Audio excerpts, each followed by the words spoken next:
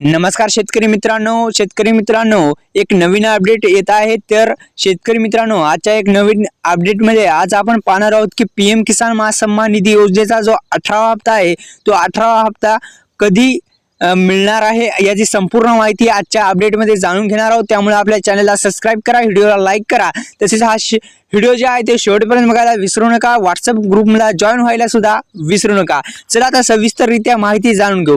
17व्या हप्त्याचे 2000 रुपये हे 18 जून 2024 शेतकऱ्यांच्या खात्यामध्ये जमा करण्यात आले होते। तर तसेच आतापर्यंत सर्व शेतकऱ्यांनी 18व्या हप्त्याचे आनंदाने वाट बघत आहेत। तसेच शेतकरी मित्रांनो पहा की सरकारने अद्यापही जर 18व्या हप्त्याची तारीख अजूक जी जाहीर केली नाही, पण एक अंदाजानुसार तरी मित्रांनो 18व्या हप्त्याची तारीख जी ऑक्टोबर ते नोव्हेंबर 2024 च्या आसपास जाहीर होईल।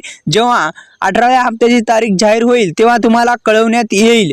तसेच शेतकरी मित्रांनो हा जो हप्ता आहे तो हप्ता येण्यापूर्वी काय कामे करायची आहेत ते 3 कामे तुम्ही करून घ्या। म्हणजे पहिलं काम म्हणजे आधारला बँक जर लिंक नसेल तर अत्यंत गरजेचं आहे, आधारला बँक लिंक नसेल तर करून घ्या। तसेच आपली ई-केवायसी पेंडिंग असेल तर ई-केवायसी करून घ्या, जेणेकरून आपल्याला जो हप्ता आहे तो हप्ता येऊन जाईल।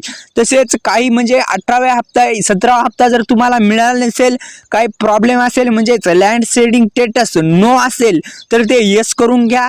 जवळच्या नजदीकच्या आपल्या जो कृषी विभाग असतो तिथे जाऊन पीएम किसान योजनेची एक विभाग असतो तिथे जाऊन तुम्ही जे आहे ते तिथे तुम्ही दुरुस्त करू शकता। काही त्रुटी असेल आणि जर तुमच्या लँड सेडिंग नोचा प्रॉब्लेम असेल म्हणजे जमिनीचा प्रॉब्लेम असेल तर तिथेच दुरुस्त होईल। तसेच आधारला जर बँक लिंक नसेल तर पोस्टाचे जे खाते आहेत ते खाते काढून घ्या, जेणेकरून आपल्याला जो 18वा हप्ता आहे तो लवकरात लवकर शेतकऱ्यांच्या खात्यावरती जमा होईल 18वा हप्ता।